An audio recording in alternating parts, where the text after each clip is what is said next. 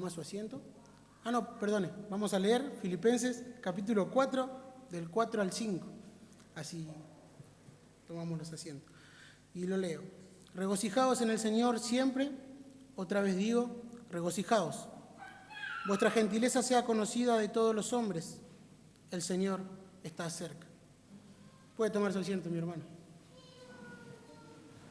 Como usted ya lo habrá notado, estoy nervioso, ¿no? Es algo fácil de notar siempre en mí. Así que le pido que tenga paciencia y escuche, pero vaya orando por mí también. No sé cómo se hace eso, lo da al mismo tiempo, pero vaya orando. Y me tocó algo hablar, también lo que venía hablando el pastor en el Salmo, es el gozo. Es la carta de los Filipenses, siempre nos habla del gozo. Es una carta del gozo que Pablo escribe a los filipenses porque está gozoso. Y prácticamente en toda esta carta vamos a ver que él está gozoso, o vimos, y ya culminando ya esta carta, que él está gozoso por el avance del Evangelio. Él tiene gozo por los filipenses que tienen una santificación progresiva en su vida. Él está gozoso también porque ha recibido ayuda de los hermanos filipenses. Y esta es llamada la carta del gozo, de cual ahora Pablo en estos 2 versículos nos da un mandato. Un mandato que no debería ser un mandato muchas veces. Escuchar, bueno hermano, esté gozoso en el Señor siempre. Amén. Siempre voy a estar gozoso en el Señor. Pero si algo el Señor, si entendemos algo de la palabra, muchas veces los mandatos son porque muchas veces nosotros no lo hacemos. Y es para que nosotros pudiéramos tener presente que siempre debemos regocijarnos en el Señor. Y Él dice, otra vez digo, regocijaos en el Señor. ¿Qué es el gozo, hermano? Bueno, el gozo del mundo es experimentar cosas momentáneas, tener algo momentáneamente y tener esa sensación de felicidad, de alegría. Tenemos alegría cuando nacen nuestros hijos, gozo cuando nos casamos, tenemos gozo cuando gozamos de buena salud, cuando hacemos algún deporte que nos gusta, estamos contentos y alegres, cuando gana nuestro equipo favorito, sentimos una especie de felicidad, de gozo, en algún deporte que usted haga. En mi trabajo, cuando uno se ve muy contento, automáticamente se dice que ha cobrado un buen sueldo. Y cuando se acerca el aguinaldo, junto con las vacaciones, explota la planta, porque los compañeros están gozosos, están contentos. Pero Pablo habla de otro tipo de gozo. Así como la palabra nos habla de otro tipo de amor que el mundo no puede dar, que solamente Cristo puede dar, que solamente el Evangelio puede dar. Este es el gozo que habla Pablo, que nos regocijemos en el Señor, es el gozo del Evangelio. Me encanta entender que toda la Biblia nos habla del Evangelio, de Cristo, lo que Él ha hecho por nosotros. ¿Cómo tú puedes ver a un hermano contento en dificultad? ¿Cómo puede ver el mundo a nosotros entero en ciertas circunstancias de la vida? ¿Cómo podemos ver a Pablo estar entero siendo maltratado en la cárcel? Él tenía el gozo del Señor. No era porque él era un superhombre, sino porque él creía en Dios. Entonces, lejos de lo que el mundo entiende sobre el gozo, es lo que Pablo quiere decirnos aquí, en regocijados en el Señor, en que nos gocemos en el Señor. Y en estos 2 versículos veremos en quién gozarnos. ¿En quién nos gozamos? En el Señor. ¿Cuánto tiempo debemos gozarnos? Siempre, dice la palabra. El resultado del gozo es la gentileza del cristiano, es la santificación del cristiano que se pone frente al mundo y el mundo ve el Evangelio en nuestras vidas, estando enteros, contentos, alegres, a pesar de las circunstancias. Como decía el pastor, y era lo que venía meditando, es que Pablo no dice que nosotros doblemos nuestras emociones, que cuando estemos tristes sonriamos, o cuando nos duela algo no nos pudiéramos doler. La Biblia nos manda a llorar con los que lloran y a reír con los que ríen. Pero no perder nunca la vista en el Evangelio. No podemos continuar en esa vida de tristeza. Tenemos un gozo mayor y hoy veremos por qué. Porque Él nos ha salvado. Y ese es digno de gozo. Un gozo eterno tenemos. No es el mismo gozo de cobrar o de tener algo que pudiera satisfacer un momento. Esto es el gozo eterno, este es el gozo de nuestro Señor Jesucristo. Pablo era uno de los hombres gozosos, porque él estaba siempre gozoso a pesar de sus circunstancias. Él incluso mandaba a los hermanos que estén siempre gozosos. Y venimos hablando de unos versículos que hablarían sobre un hermano que tiene que interceder entre dos hermanas que tenían un entredicho, que no tenían un mismo sentir, no estaban teniendo un mismo amor, no estaban teniendo una misma meta, se habían estancado en una discordia que pudiera ir en contra de la salud de la iglesia, como nos explicaba nuestro hermano Nasa, que dos hermanas pudieran dividir, dos hermanas o dos hermanos pudieran dividir la iglesia conforme a un pleito. Pablo dice a uno de los hermanos colaboradores que interceda y ayude a estas dos hermanas. Y luego dice, regocijaos en el Señor siempre. Estas actitudes que nosotros pudiéramos tener, incluso aquí mismo dentro de la iglesia, pudieran robarnos ese gozo que nosotros deberíamos estar experimentando continuamente. Lo que nosotros a veces perdemos de vista es el Evangelio. Lo damos por sentado, que sabemos el Evangelio. Bueno, Cristo murió por mí, yo confesé mis pecados, arrepentimiento y fe, Juan 3:16, un par de versículos más, un par de versículos menos, pero no tomamos de en serio cuál es esa magnitud. Y Pablo por eso da este mandato, porque nosotros tenemos estos afanes de la vida que a veces perdemos de vista. En vez de mirar a Cristo, a veces miramos otras cosas. Y eso es pecado, lo que la Biblia nos manda, que eso es pecado. Entonces, primeramente, ¿cuál es la clave de gozo que el Señor nos manda en estos versículos? Primeramente, el nuevo nacimiento.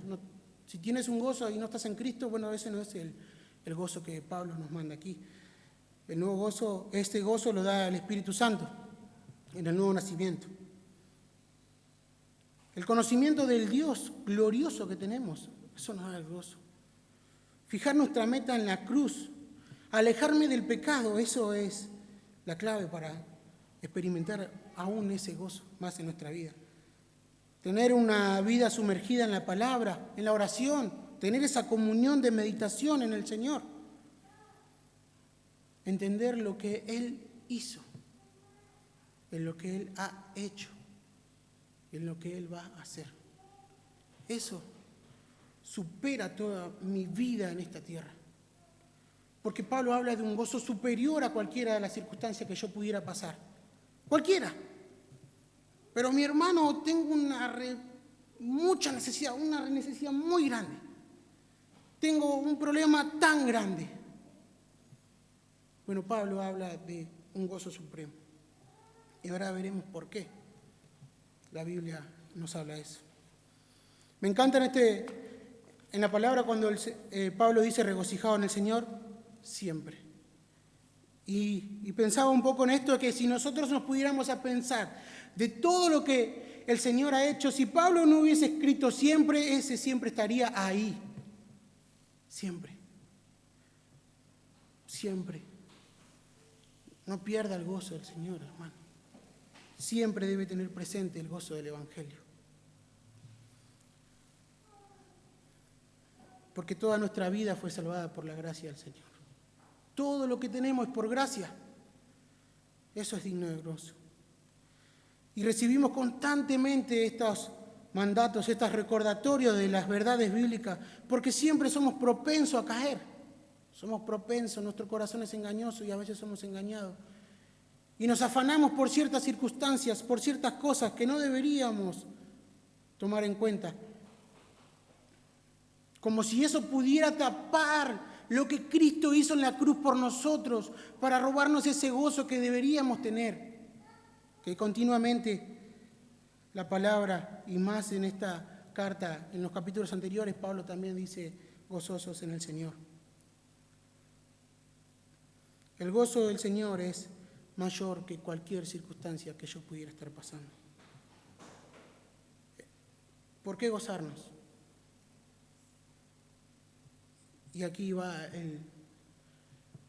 el centro del mensaje. ¿Por qué gozarnos? Bueno, hemos recibido muchas malas noticias en esta vida, ¿no? Algunos han perdido familiares, muchas malas noticias. Trabajo, cuando pierdes un trabajo sentís que es una mala noticia, yo lo he pasado. Pero ¿cuál es la peor mala noticia que la Biblia nos dice? Bueno, la peor mala noticia es que eres un pecador y que pronto la justicia de Dios caerá sobre ti con toda su ira. Horrible cosa es caer en manos del Dios airado. Tu vida, todo tu ser, todo nuestro ser se iría al infierno. Nos perderíamos eternamente. Esa es la peor mala noticia que un hombre pudiera tener sobre esta tierra. Pero, ¿por qué nos gozamos en el Señor? Porque hemos recibido buenas noticias. Porque hemos recibido las buenas nuevas de salvación. Porque hemos recibido las buenas nuevas de gran gozo, dice la palabra, cuando el Señor anunciaba la venida del Señor. Porque el Dios Todopoderoso se entregó en nuestro lugar para que nosotros no perezcamos. Eso es digno de gozo. El que nos trasladó de las tinieblas a la luz admirable, eso es digno de gozo. El que nos rescató, nosotros que éramos la oveja perdida, eso es digno de gozo.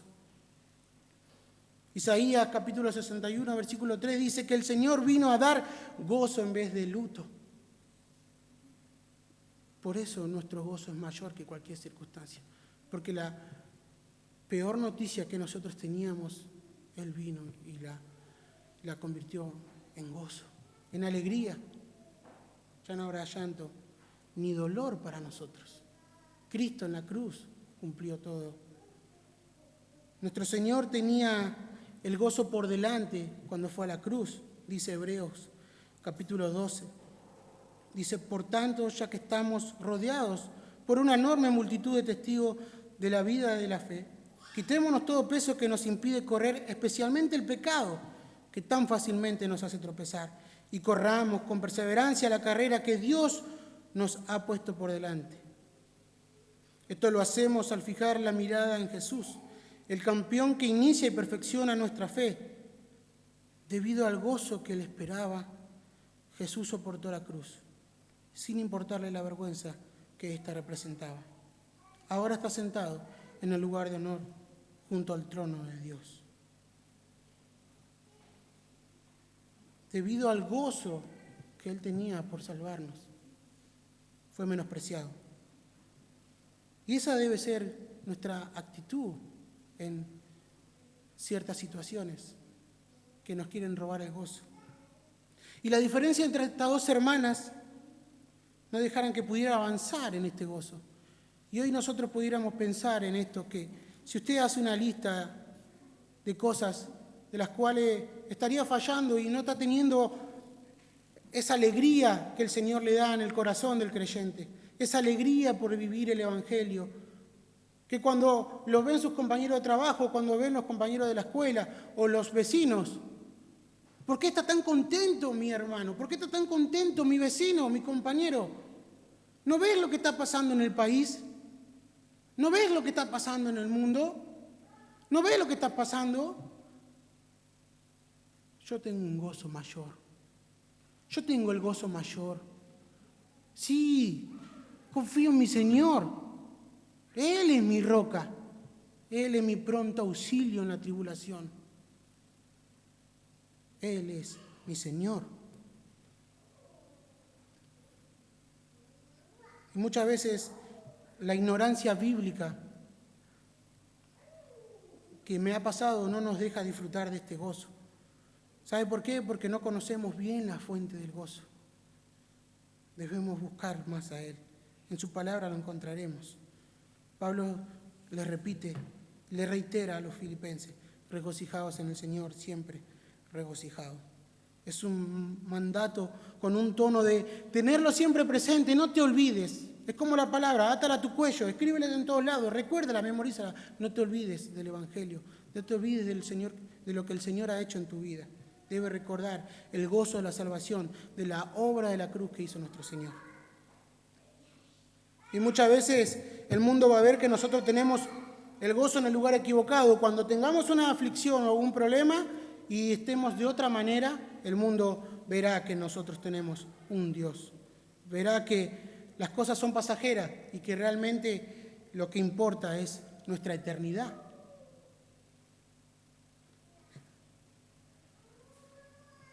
Imagínese usted en medio del problema o circunstancia teniendo la calma y la entereza de saber que el Señor está ahí, que el Señor está al control. Cuando el mundo nos ve al Evangelio. Dice la palabra que somos vasijas de barro que contienen un tesoro incalculable, del cual nuestra vida predica al Dios de salvación, al Rey del universo. El gozo centrado en Cristo deriva de un entendimiento de la obra redentora que Él hizo por nosotros. Él es la fuente del gozo, el Evangelio mismo. ¿Temeré alguna cosa? Mi Redentor vive. Dice Pablo en 2 Corintios 4, 7 al 9. Pero tenemos este tesoro de barro para que la excelencia del poder sea de Dios y no de nosotros. Porque estamos atribulados en todo, mas no angustiados. En apuros, mas no desesperados. Perseguidos, mas no desmayados. Derribados, mas no destruidos. El Señor está pronto a ayudarme siempre. En los versículos dice, el Señor está cerca. Y aquí habla de una cercanía, de una relación, de una comunión que yo tengo con el Señor. Él es el Rey del universo, que sostiene todo con la palabra de su boca. Pero Él es el Dios que me lleva en sus brazos. Él es el Dios personal, que donde yo tengo una necesidad, Él está ahí. Él está pronto a amarme, Él está pronto a cuidarme, Él está pronto a consolarme. Él es el Dios que gobierna todo. La pregunta que nos debemos hacer, ¿por qué afanarnos? ¿Por qué preocuparnos de más por el mañana si Dios está al control de todo? Y yo tenía, cuando era chico o no tan chico, pensaba que Dios nos veía desde el cielo como con unos binoculares. Y veía, bueno, Jonathan está allá y va caminando como que sí lo veo, pero que no lo veo. Pero cuando empecé a entender su palabra y me di cuenta que Él está aquí al lado nuestro. Él está cerca. Él está cerca, hermano. Puede orar, puede hablar con Él continuamente porque Él está aquí. No me puedo escapar de Él. Y eso nos hace ver que Dios nos ama, que todo lo gobierna, que podemos gozarnos en Él. El gozo del Señor demuestra una verdadera dependencia de Él. Le declara al mundo que tenemos un Salvador, que su gracia está en nosotros, que incluso hay gracia para este mundo, que las tribulaciones son pasajeras y que un día también esto se acabará y pudiéramos estar nosotros con Él. Pablo dice en Romanos capítulo 8, versículo 18, dice, pues considero que los sufrimientos de este tiempo presente no son dignos comparados con la gloria que nos ha de ser revelada. Y aunque nosotros ahora tenemos un gozo tremendo que rebalsa nuestros corazones al recordar el Evangelio, es un gozo parcial, porque será mucho mejor cuando estemos con el Señor. Será un gozo perfecto. Y qué paz que da en mi corazón eso. Qué seguridad que tengo. Porque esa obra la ha hecho Él, no nosotros. Pudiéramos nosotros así, cuando hay un pleito entre hermanos, hermano, no gastes energía en pelear. Busca reconciliarte. Urgente. No te pierdas del gozo. No te estanques en tu problema o en tu pelea. sabiendo que son cosas que no merecemos las que tenemos, que fuimos salvados por gracia, que fuimos perdonados por gracia, que todos somos salvados por la gracia. Sabemos que el Señor es un Dios cercano, es un Dios personal, que podemos nosotros acudir a Él en cualquier momento, en toda oración. Todo lo que necesitamos podemos pedirle a Él. Conforme a su voluntad, Él nos dará para el bien de nosotros y para su gloria. Así como nadie puede quitarme esta salvación que el Señor me ha regalado, tampoco nadie puede quitarme el gozo de esa salvación que Él me ha regalado. Y aunque nosotros estemos atribulados o en diferentes circunstancias, hermano, yo le insto a que pueda tener el gozo que el Señor está hablando, recordando el Evangelio siempre.